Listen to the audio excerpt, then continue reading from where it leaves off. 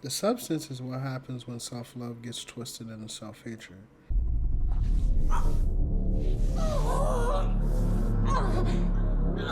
And if you made a better version of yourself, would they save you or erase you?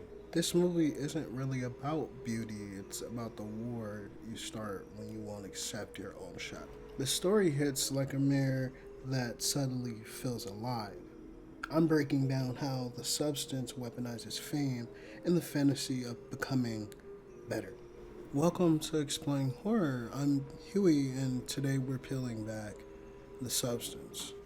Coralie Farjat is obsessed with identity, obsession in the darker corners of the human mind. Every shot feels like a mirror, reflecting the ego back at itself. Obsession, self image, and all the cracks in how we see ourselves. It's like they're showing exactly what happens when your ego starts running the show. And trust me, you feel it in every frame. Let's talk ego for a sec. It's the part of you always chasing praise, always trying to feel bigger, better, cooler than you actually are.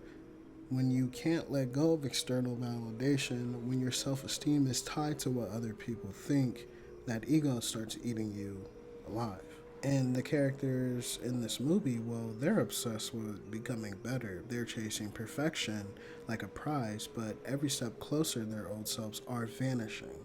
And it's brutal to watch. You feel the panic, the fear, the obsession growing right through the screen. And it's not just personal. Fame, social attention, comparison, it's all weaponized. The movie shows how chasing admiration, clout, recognition doesn't just inflate the ego, it starts consuming the self. The worse the ego gets, the hungrier it becomes. The substance is ego horror, but it's also body horror. Every visual of change, every twist, every reflection, it shows collision between who you want to be and who you really are.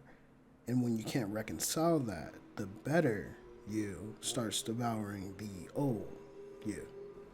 So, yeah, the movie is unsettling, but it's more than gore or freaky visuals. It's asking, how far would you go to chase a better version of yourself? And what happens when the chase destroys the person staring back at you in the mirror? That's the ego horror of the substance, fame, obsession, and the fantasy of being better. All wrapped up in the story that feels like you're staring into your soul. And if you're not careful, that mirror, it holds up, it might bite back.